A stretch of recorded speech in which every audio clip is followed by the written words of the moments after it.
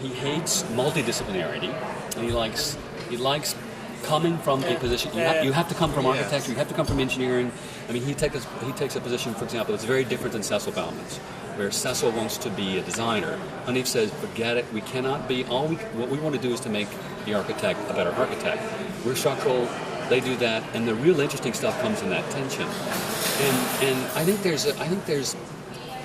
that's a very powerful argument, but curriculum-wise and in pedagogy, it becomes a really tricky issue. So for us, the only places where we can make that kind of connection happen are in postgraduate programs.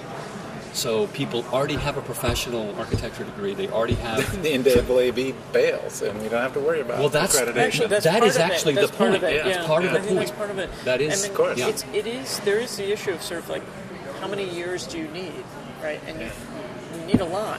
I mean, that's why that postgraduate, you need that base of architecture in order to be able to contribute to and engage other disciplines. And so, whether it's the fifth year of an undergraduate program that still is 5 years, whether it's a graduate program, whether it's a postgraduate program. So, and my own feeling about the most interesting, to me, interdisciplinarity is not about I'm a anthropologist and information scientist and an architect, but it's I'm working on things as an architect, you're working on things as an anthropologist, and you're working on things and there's a new thing there that that we all have to talk about to keep it animated and present and visible.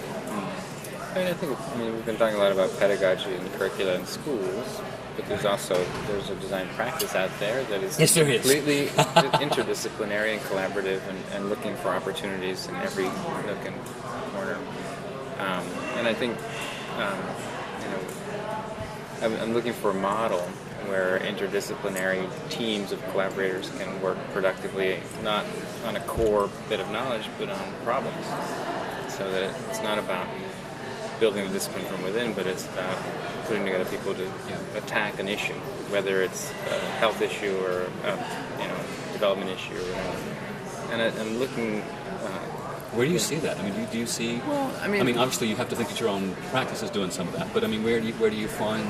I was hoping to find a model within independent of an institution, but in institutions, I think of maybe it's not a good example, but the Media Lab has mechanical engineering, electrical engineering, architects. It is a good example. And they're sort of bringing together teams, so it's not like one student is forced to absorb all this knowledge and put it all together in 5 years or 4 years, but groups of people can come together to. I'll give you a very good example. In fact, I would say that there are models of practice out there that are doing a much better job of producing this kind of interdisciplinary practice than we are in schools. I'll give you an example.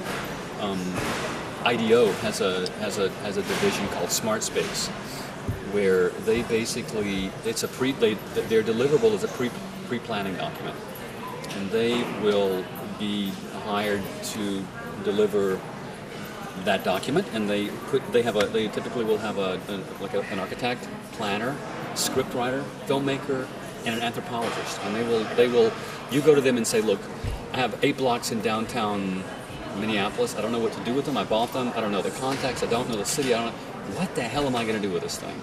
And then they say, okay, they spend 6 months, they study this problem, and they give you 4 scenarios. I mean, their deliverable is, okay, these are 4 ways you could go.